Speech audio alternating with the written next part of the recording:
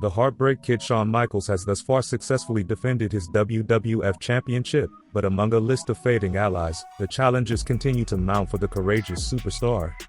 The British Bulldog, Davey Boy Smith and Michaels are no strangers to one another, as it was Michaels who stripped the Bulldog of the Intercontinental title to win singles gold for the first time, ending his only singles title reign. Further motivated by accusations of the Heartbreak Kid's proposition to his wife, Diana Smith, Davey Boy remains a top contender, still seeking his first world championship. The Bizarre One finds himself on the dark side, as The Undertaker is named a contender for his Intercontinental title. Will Goldust's customary mind games work against the psychology of the Phenom? The path of Hunter Hearst Helmsley and Mark Merrill crossed for the first time at WrestleMania 12, where a frustrated Helmsley blamed and berated Sable for his embarrassing defeat to the Ultimate Warrior. Merrill stepped in to defend her, and their heated exchange became an all-out brawl. Helmsley and the Wildman step inside the squared circle to settle their differences, while Steve Austin and Savio Vega engage in a rematch from WrestleMania. This time, however, in a Caribbean strap match, Ted DiBiase must leave the WWF if Austin is defeated. And finally, the Super Showdown. Vader and Yokozuna one-on-one. As the WWF presents, In Your House 8, Beware of Dog.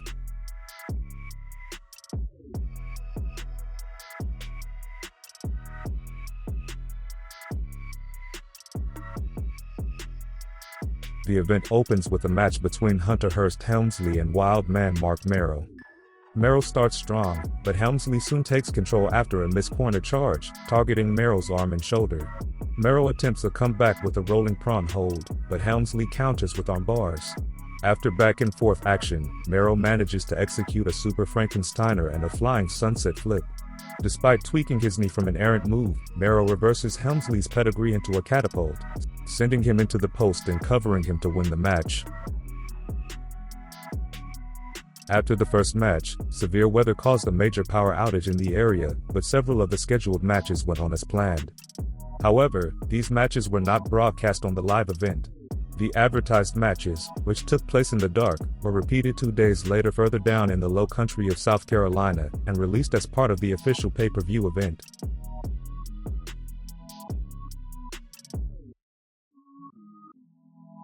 After the outage rendered the remainder of the night's card obsolete, power was miraculously restored just in time for the WWF Championship match between challenger, British Bulldog, Davey Boy Smith, and champion, Shawn Michaels.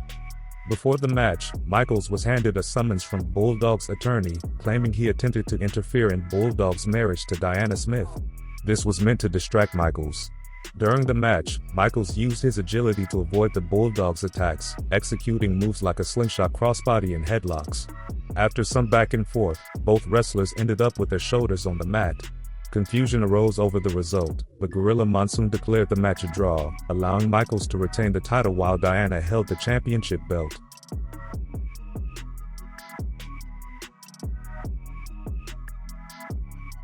The event resumes with a repeat encounter between Steve Austin and Savio Vega, with the added stipulation, if Austin loses, Ted DiBiase must leave the WWF. Vega threatens Austin, prompting him to regroup. He attacks Austin, hitting him with various moves, and they fight, ending up on the floor, where Austin uses the guardrail. They struggle against the turnbuckles, countering each other's moves. Vega hits a superplex, but Austin counters with a spinebuster. They tumble outside again, and when Austin climbs, Vega pulls him down. Austin mistakenly touches the fourth corner, allowing Savio to win. DiBiase is frustrated, while Savio celebrates and sings to the crowd, leaving DiBiase shocked. DiBiase is visibly angry, but Austin ignores him and walks away.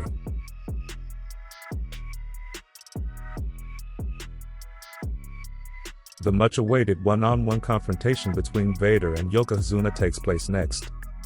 Yokozuna gives Vader a throat chop, leading to a slow start as he offers a sumo contest, but Vader hesitates.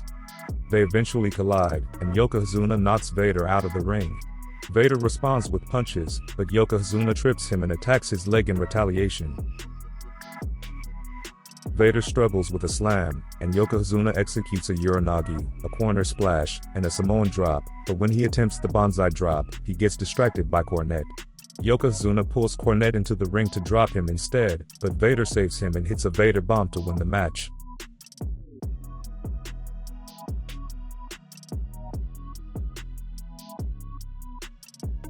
The final bout of the event is the casket match for the Intercontinental Championship between The Undertaker and current champion, Goldust.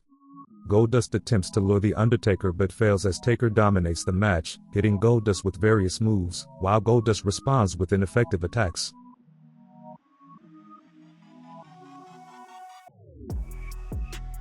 Nevertheless, Goldust is able to roll Taker into a casket but cannot contain him.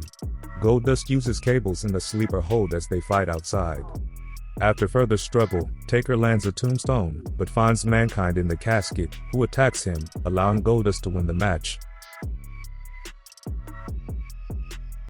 Mankind then reacts crazily as smoke comes from the casket. When opened by officials, it's empty, leaving them confused and pallbearer in shock, as Mankind and a startled Goldust retreat. The Undertaker's ominous theme plays as the arena goes dark.